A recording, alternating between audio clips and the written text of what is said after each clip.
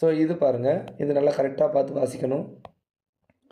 So இந்த சம்மை solve பண்ணுறதுக்கு இப்போ ஒரு மேசன் யூசஸ் எக்ஸ்பிரஷன் என்ன பண்ணுறாங்க, 2x³ + 16 to represent area of the rectangle of the floor. அதாவது செவ்வகோடைய பரப்பளவு, தரையோட பரப்பளவை இப்படி அவர் சொல்கிறார். ஓஹோ, அப்போ length of the room will be, length என்னது 2 × x + 2.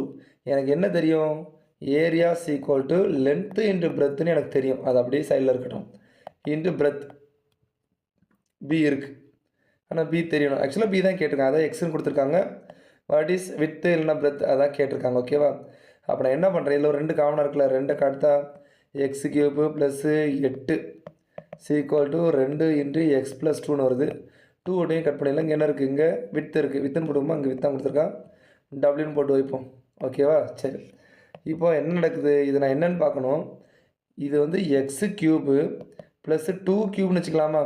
அப்போ ஒரு ஃபார்முலா ஞாபகம் இருக்கா, a³ + b³ ஈக்குவல் டு என்னது, a + b × a² - ab + b² அப்படின்னு வரைக்கும். அப்போ இதில் என்ன இருக்குது, x + 2 இருக்குது, இன்ட்டு டபிள்யூன்னு இருக்குது. அப்போது இதை நான் எப்படி எழுதிக்கலாம், இதை x + 2 அடுத்து x² - 2x + 4 equal to x + 2 into டபிள்யூன்னு போட்டுக்கலாம். அப்போ இந்த x + 2 x + 2 கட்டு போயிடும். உங்களுக்கு என்ன இருக்கும், w = x² - 2x + 4ன்னு இருக்கும். இது எங்கேயாவது இருக்கா, ஆன்சர் சியில் இருக்குது. அப்போ அதான் ஆன்சர்.